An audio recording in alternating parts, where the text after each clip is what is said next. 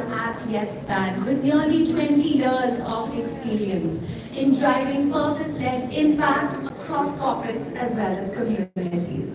A postgraduate from TIS, she also has held key roles at Tata Motors, Reliance Foundation and GSK. She is known for building business-aligned CSR strategies and positioning sustainability as a driver of reputation as well as impact. Let's welcome the CEO of Yes Foundation, Ms. Garima Dutt. He is the co-founder of Vishesh, which is an award-winning impact enterprise. He is also the co-founder of Anasya Venture Capital, which is raising a unique VC fund that is focused on disability inclusion in Asia. Please let's welcome Mr. Shashank Awasthi, co-founder Vishesh.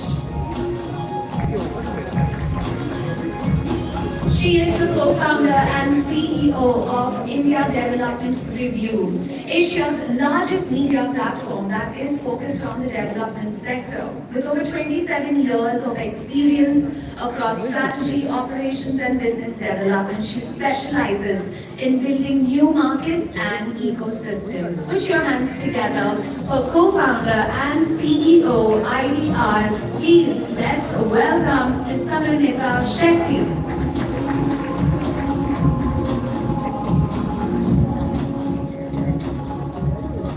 He's the Chief Executive Officer at GIVE, India's leading giving platform.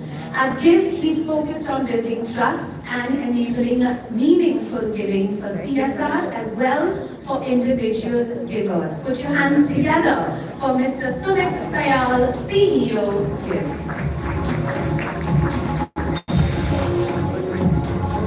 Well, ladies and gentlemen, it's a power-packed panel. And no pressure on you, but over to our moderator. Thank you, and a very good afternoon to all those who gathered here and to all the distinguished panelists here. Hope you all had a good lunch and are still awake. Empowerment through inclusion and meaningful inclusion which goes beyond tokenism. It's a very broad subject. And we try to make it a little more focused here in our discussion. I'll start with Vinay Ranjanji. He is head HR Coal India, a big public sector firm.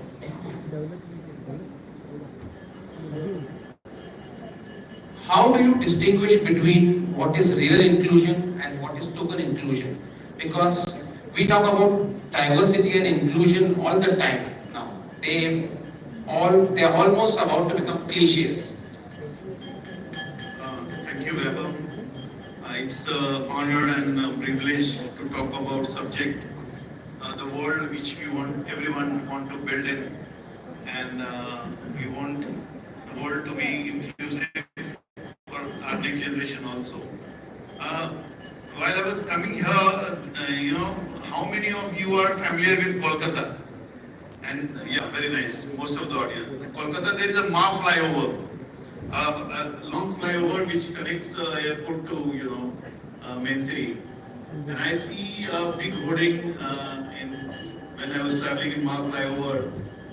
There's one gentleman, big hoarding. He spent some money on some social cause, and he's put a big hoarding there in Ma flyover that he has done something. So that is the example of, I don't want to tell who the gentleman is, but that is the example of when you want to, do something for society and then put a big hoarding there, announcing about it.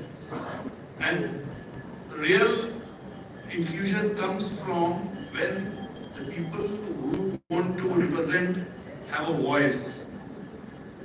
They have a representation and have a voice.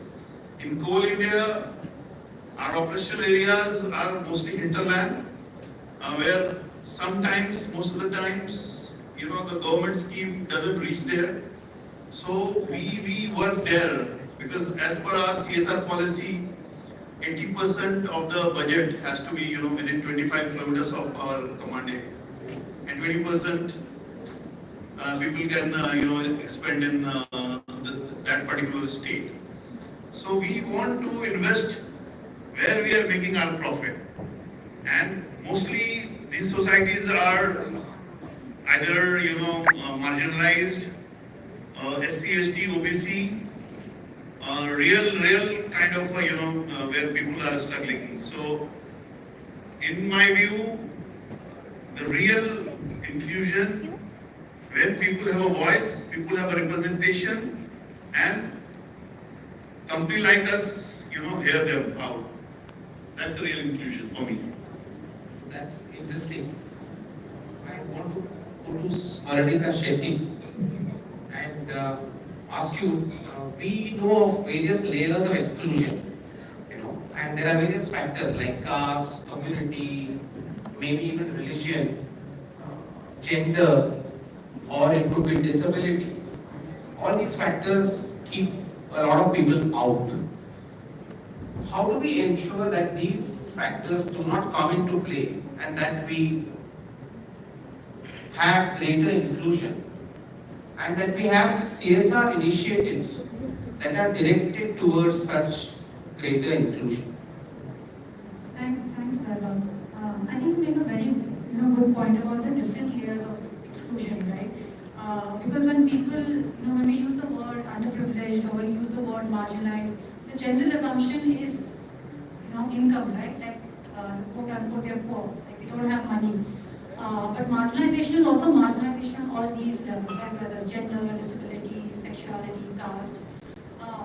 One of the things, and because you asked the question about CSR, what we're seeing and what we've seen over the last several years is when CSR funding happens, in many cases, it's about how many people you reach, right? So if you're funding a non-profit, you're like, okay, have you reached 10,000 people this year? Are you going to reach 20,000 people?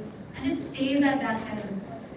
What the questions that don't get asked and therefore don't get highlighted is who are these people that you're reaching, right? You can reach you're going to reach a large number of women, but are you reaching women who are marginalized by like caste, right? Are they Dalit women, right? Are they queer? Are they based in geographies that don't get attention, right? So all these levels are important because they all add to increased marginalization.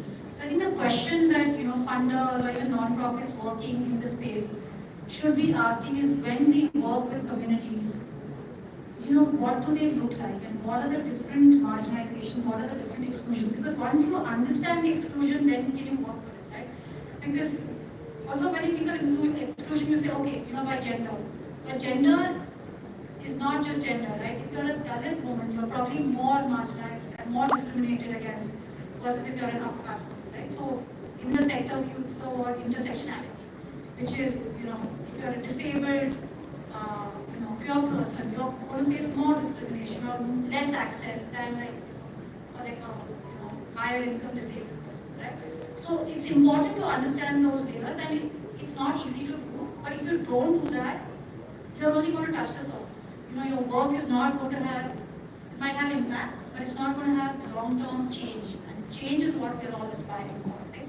So I think understanding the communities we serve across different levels of exclusion is very important for all of us, but definitely for others. Because it's very easy to say my money, helped like 1 million farmers, right? Or it helped like 20,000 children. But what do those children look like? What do those farmers look like? I think it's important. So you raised this interesting point about gender and also about money that's given. I want to go to Aman Bhaiya. There are so many women that are an integral part of India's agriculture. They do a lot of work in the field of agriculture, and yet they are almost invisible. Or we can say they have been invisibilized by us, by the systems, by structural processes. So how do you make them more visible? And how do you ensure that they get greater agency, greater voice? That's a great question. So we believe that inclusion and empowerment is not just about numbers. It's not about the number of women or persons with disabilities or people who are excluded. It's it's not about their numbers, how many of them are at the table. It's about who designs the table or who holds the key to the boardroom. So that's how you can build agencies when systems are designed in a way that from day one, or at the design stage itself, you take into account the voice of the people for whom you are designing the project. So I would like to give an example and not just use a lot of jargons here. So when we wanted to design a program for flood-affected region of Uttarakhand, basically after the floods in 2020, these are a group of villages which were impacted. So luckily I had a very adventurous boss who accompanied me to Uttarakhand, and it took us 12 hours drive from Dehradun to Joshimath where the floods happened. So we made it a point that even the seniors would spend 3 days in the field to just hear the first-hand story. There were many reports, many non-profits in Uttarakhand that wanted to submit a proposal and we can simply give a grant. But we made it a point to go on the ground and meet women in these 5 villages. So we implemented the project for 10 villages, but we went to some of the villages and we asked them what are the issues and what are the kind of solutions they already have. Because I believe NGOs or corporates or even government don't really implement something out of the box. They just study the ground realities and come out with programs. So we asked them as a sense of ownership for them and what do they want us to do. And also there was a ground partner who is an expert and again a Padam Shri. So we went along with them and we designed the program. And then we made it a point that the program will be implemented by this woman because they identified themselves as the real decision makers in that region because the men were in higher density cities nearby working for day-to-day livelihood and they were taking care of the education, they were taking care of the household, they were taking care of their small agricultural land on the hill slopes.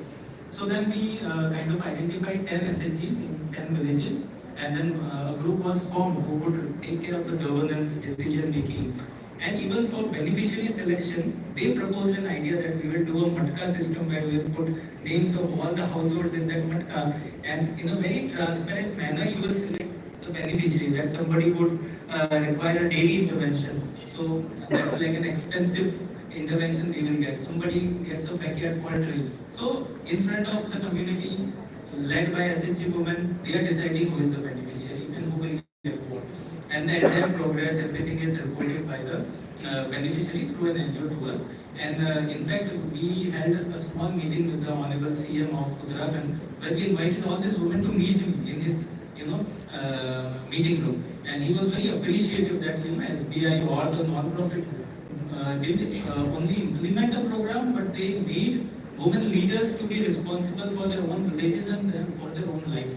So I think that is one example how you can create ownership, agency, and involve people who feel excluded. Because here we are talking about women, we are talking about geographic exclusion, and we are also talking about economic exclusion. So that's simple, points how corporates and leaders can think about small initiatives to really transfer agency and not just focus on numbers and impact reports. Aman, you gave a very good example. I want to ask Garima a question related to that. This is anecdotal stuff and it's a fascinating anecdote that he gave. But is there a way we can measure how people are included in the process? Is there a way we can have some kind of indicators of what CSR programs are leading to? Or is it just that, we involve the community? But what about actual measurement of the changes that have happened on the ground? So, like you rightly pointed out, I think it's not just about what all stages are you involving them, but also that your outcome metrics or your output metrics has inclusion as a as an outcome.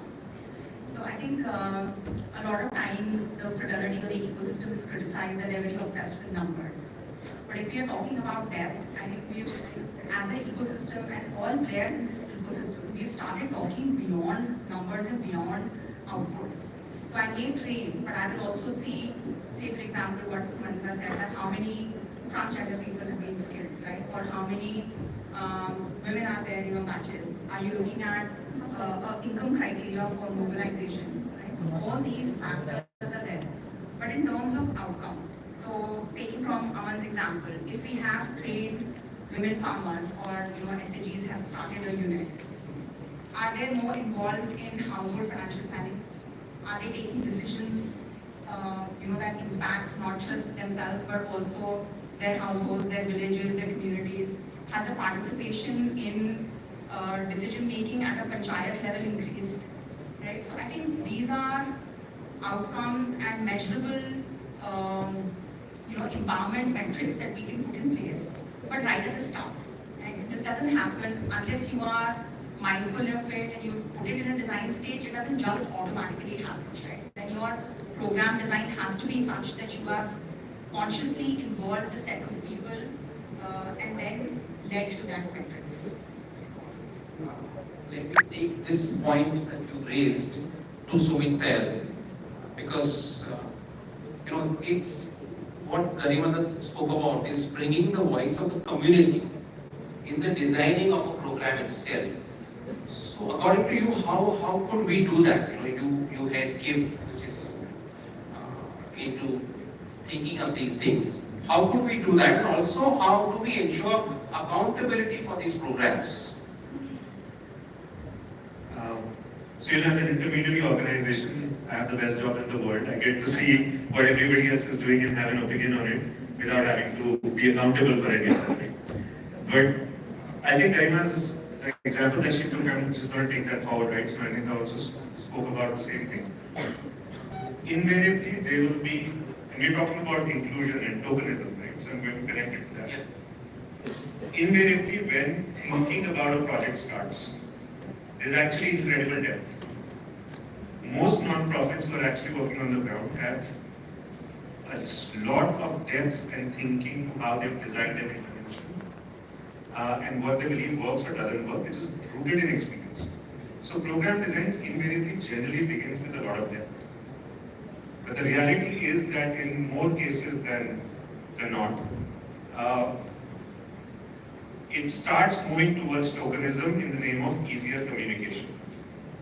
So you will start with a design that really understands what the communities are, where the inclusion needs to be, doesn't need to be, why, how, everything, but lands eventually at number of lives impacted. Right? That's an example of tokenism being used as a shortcut. It's much harder to convey the depth of that program to stakeholders who may not be as deeply involved, and most boards will not be, rightfully. But unless there is a leader in front who's willing to take that effort, you find cases where you land simply with one or two metrics which will actually hide everything that went below. Invariably, a year or two down the road, those metrics will become the goal and not the original design that was beautifully conceived. But there's also, while that's an example of tokenism becoming a shortcut, there's the other side of it also, where tokenism is actually really genuinely powerful and not used enough. You look at everybody in this room, you look at everybody on this panel, you look at any group of decision makers related to CSR, and it could be the case with other functions as well, but definitely in CSR.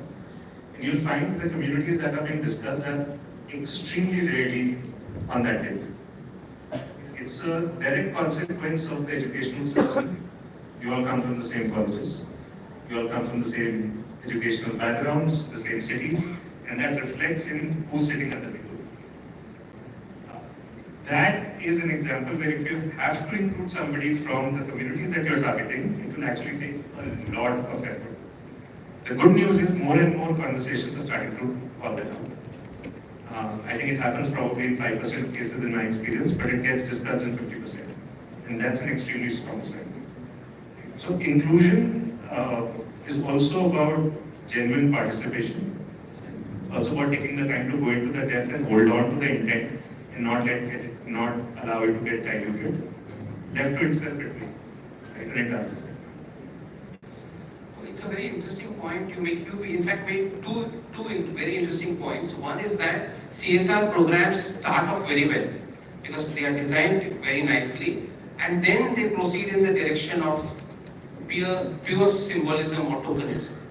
And second is the excluders are actually discussing the excluded, but where are the excluded as part of the discussion? So these are very interesting. Both points I'll take to the head of Vishesh, an organization that focuses on people with disabilities, or Divyang as we call them nowadays. Because he's talking about people who are excluded. How do we bring in accessibility for such people and inclusion for such people? And how do we also bring in inclusive design at the beginning itself so that these people are not left out? Yeah. So I always find it very difficult to stick to whatever is asked of me. And I'm not going to change that. I'm just going to go with that. But I want to start with, what Sumit was saying about tokenism. Right? First off, this panel and this event is an example of tokenism. Right? And that is when our intents are quite clear that we don't intend to be tokenistic. Right? But it's structural. Where are you going to find the communities and whatever else? And that then brings us to who's marginalized. Right? Who's really marginalized? Is people with disabilities marginalized? Who's marginalizing them? The word margin fundamentally represents a fat center with two ends that are marginalized. Right? 50% of Indians are women, right?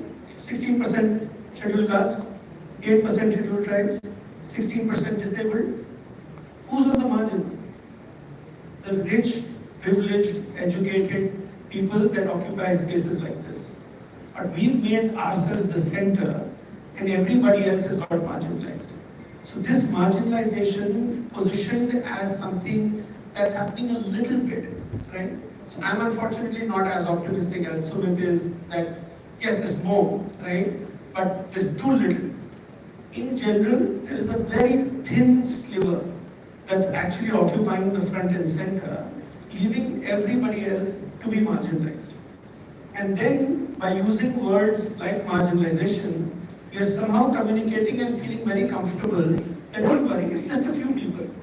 The poor guys, they are tribals or they're born disabled or women or something like that, right? That isn't the case. The case is that this is the brute minority that's sitting.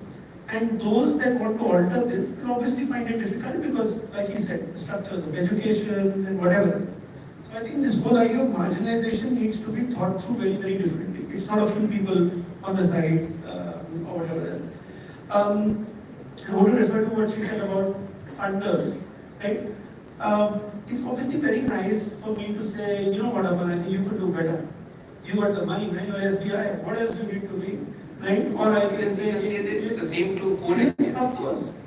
Right? I mean, he's everywhere, and so is he. Why aren't they solving their problems? But I think that's also lazy thinking. It's very easy because I can just sit outside and throw a stone at him and say you do it, and at her as well. Right? Because it's very easy for me to do it. But are they implementing it? Can they implement it? Is that their work or whatever else? But the most important thing is that the structures do not allow them to do it. So whatever you might say for the three of them, they have to necessarily work with an organization. You don't want to get them started on what that is. Okay, because that will take another day and there are very colorful things to say. Right? But there are very deep structural issues and therefore the easy placement of the responsibility of the funders, I think also needs to be challenged quite a bit. And I think those that execute on the ground are perhaps at least as responsible. I can tell you for sure that if you ask the three of them, how many people bring in inclusion or marginalization as part of the core part? Very few, because we don't think of it like that. I can tell you in case of disability, it's always thought of as a vertical. But disability affects education, it affects skilling, it affects livelihood, financial inclusion, access to health care, everything. How do you expect somebody to solve for disability like this? How many proposals did you get? Well, I'll just leave SBI out because for some reason they have something, but how many times are you getting proposals which actually talk about this, right? Or let's say scheduled caste, right? So whatever form of marginalization, urban poor, rural poor, whatever that you want to take, pick up a challenge. I think there are lots of these challenges. But at the heart of this is this mistaken understanding about who's marginalized and the fact that we want their lives to improve. I'll take a very simple example because the urban folks will get it a little bit better. And that's, let's just say, safety. You live in a place like Bombay, I can challenge there's not one person in this room that doesn't have somebody securing or guarding their premises. Not one person in this room. that is the challenge that marginalization is putting on the privileged that have access to all the resources. It should be safe enough for everybody, right? But the people that we need to make this safe for are itself people that we become worried about, right? So this whole idea that we are fixing for them is very misplaced, right? This idea about them. And I want to come to the point that Aman made. We also worked in the past together, so I want to be careful that it doesn't look like I'm saying something. But the way that he talked about agency, if you notice, it's very profound to be able to step back, especially when you're somebody with a checkbook, right? Even if you want to step back, everybody else wants to stop you, right? And then the not-for-profits or whichever partners are in the place where they're really able to do what the community wants or tells them to do. I think most of us, 90% of the times, if not 99% of times, are in rooms where we are deciding what's right for them, including the question that you asked of me. Why am I'm not disabled. I'm maybe an expert in disability because of my work or whatever else. Why am I talking about? Why isn't there a person with disability? And 1 in 6, right? So you've got whatever, 15 tables, at least 2 of them should have people with disabilities. 1 of us should have been a person with disability or whatever else. So with that rant, I'm going to just stop. But to say that it's very important that we recognize that we have to address this for the privileged few that we are. Don't worry about them, obviously. But I think we need to do this because it's good for us and it'll make our world a little bit better. It's a good point. I want to ask Dr. Vinay Ranjan, that do you see this awareness coming in more and more among the people, among organizations, to the proposals that you get reflect these concerns, or do they only reflect the same structural issues that Shashank is saying we have? No, I appreciate Sashank. He spoke from his heart, must be. But not the case with everyone. I can talk about Coal India, where we are mandated to do 4% people with disability in recruitments. And I'm